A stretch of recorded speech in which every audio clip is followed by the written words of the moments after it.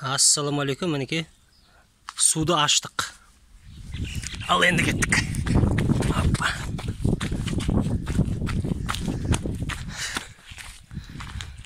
Асқабақтар уже мына түйіндеген. Бұл өткенде естеріңізде болса, бұл жерде анау көңді жай бошаға борт жасайым деп ой болған. Сосын бір кісі айтты, ана сырыс болады, үйдің төбесінде істемей-ақ қой деген соң. Мен алардың барлығын алып, жаңағы шетке шығардым да, мына әдем болып өсіп тұрған асқабақтарға екеуіне тиіскен жоқ едім. Сөйтіп көңнің ішінде болған, кейін айналасын мына жерге топырақпен көміп, как ванна ретінде істеп қоя салдым. 2 күн ара су құйып тұрам, жаңағы өсіп жатыр. Так, бүгінгі видео шылаушандарды 5 есеге көбейту. 5 есеге көбейтуді бүгін бастайын деп жатырмын. Мінеке мынау дайындап қойған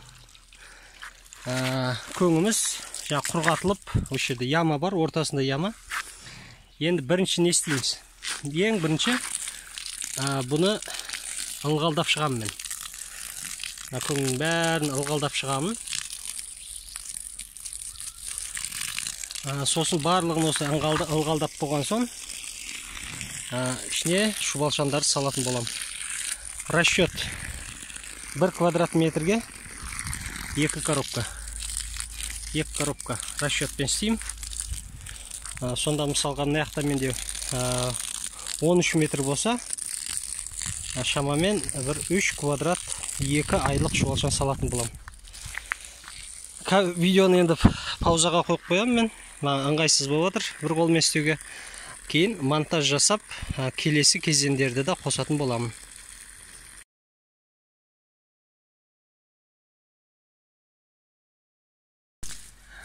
Әнекей арадан бір 20-30 минуттай өтті. Мен мынау бортты бір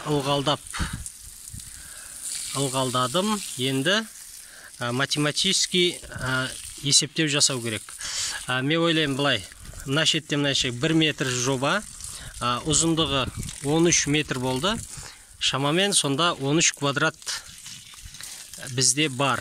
Енді осыған 2,5 квадраттай мен жаңағы 2 айлық шұбалшандарды салатын болсам, 5 есе өсті деп жобалаймыз. Осыны салып шығам енді. 2,5 квадратты осылай салып шығамын ортасына. Мінеке мына жақта қарап отырсаңыздар, өткендегідей былай яма болды. Сонда қазір салған кезде тағы видео түсіріп, түсінікті болу үшін. Тағы бір айта кетер нәрсе, негізі бұл 5 есе көбейтіндер деген кездеспейді. Бұл менің өз ойым, эксперимент. Енді бір ұстаздан естіп қойған едім бір жерде. Сон жасайын деп жатырмын. Шұбалшандарға бұдан зиян жоқ деп ойлаймын. Қайтаға біздегі шұбалшандар жаңа жерге келген соң бұл жерде азық көбірек болады. Жаңа өсіп өнуі тез болады деп есептеп жатырмын. Мен ешқандай мынау эмбиогум жаңағыдай сондай қоспа нелерді қолданып жатқан жоқпын. Таза көңге істеп жатырмын. Келесі бөлімде жаңағы шұбалшандарды салу сәтін көрсететін болам.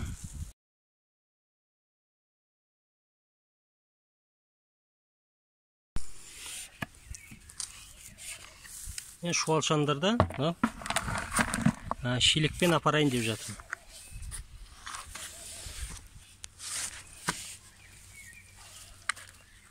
Бір қолға ыңғайсыз екен.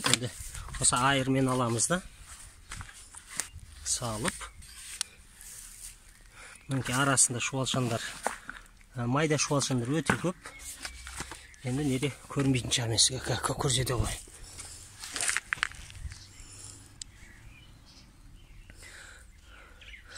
Майда шұбалшандар мінеке. Тығыздығы өте тамаша. Тек қана бұлар не? Бұлар кішкентай әлі. 15 күндерде жаңағыдай ет жинап уже үлкен болып қалады.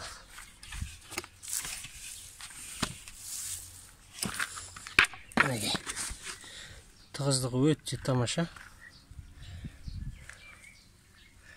Көрдіңіз бе?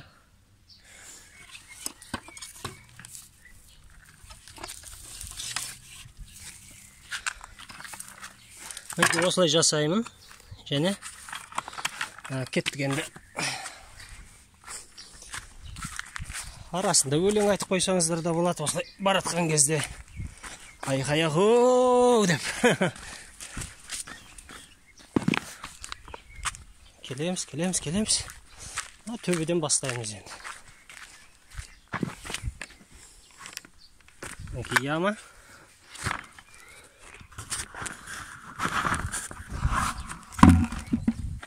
Қараңыздар, ендігі мәселе, бұны біз ешқалай былай жай жібермейміз. Осы яманың ішіне осы әдемілеп құр жайғастырып қоямыз. Болды. Бұл не үшін жасалады? Мынау қазір өздері үйреніп қалған среда дейміз ғой жаңағы. Сода пока тұрады 1-2 күн, сосын үлкендері не қылып жай былай шыға бастайды, жан жағына шыға бастайды. Андай разведкаға барады, басқа қылады. Кейін 4-5 күнде Құдай қаласа барлығы осы жайылып кететін болады. Егер қазір біз бірден мынаған араластырып жіберетін болсақ жаңағыдай, ол дұрыс болмайды.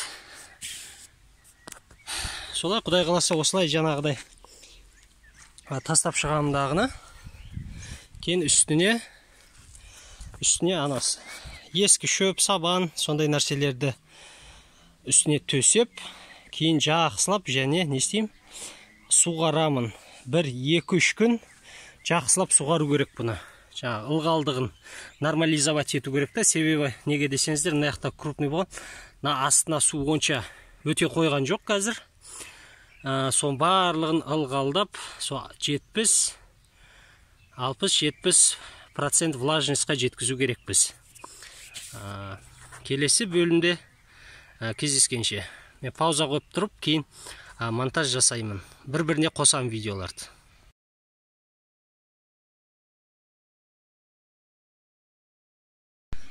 Мінекей арадан біраз уақыт өтті. Мен өз жұмысымды бүгін шамамен жақындатып қойдым. Мінекей борттың тең жартысы 5 квадраттай алдым. Және осы жерде мына бетте сосын мылай осы бетте жалпы шамамен санаған кезде 25-30 квадраттай екен. Сол жерге шұбалшандарды салып шықтымда, мынаның төбесіне жаңағы уже сабан төсеп, жеріне шөпті төсеп дайындап қойдым. Енді ар жаққа да жаңағыдай қалған шөп бар, басқа бар, солармен төбесін жабамында. Кейін солардың үстіне тек су құйып тұрамын. Кейін нәтижесін бәріміз енді бірге көреміз. Құдай қаласа, мынау 2 айлық шұбалшанды 5 есе көбейттім мен. Әрине бұлай ешкім кеңес берген жоқ маған. Мен өзім солай шешім қабылдадым және осылай жасадым. Егер 3 айлық шұбалшан уже тығыздығы жақсы, уже піскен жаңағы борттағы болатын болса, оны біз не істейміз? 10 есеге көбейтетін болатын едік. Мен енді қазір 5-ке көбейттім дағына, осылай салып шықтым. Видео осымен тамам болсын. Назар салып қарағандарыңызға рахмет. Лайк басыңыздар ұнаған болса. Подписка жасаңыздар. Баршаларыңызға күн сәтті өтсін.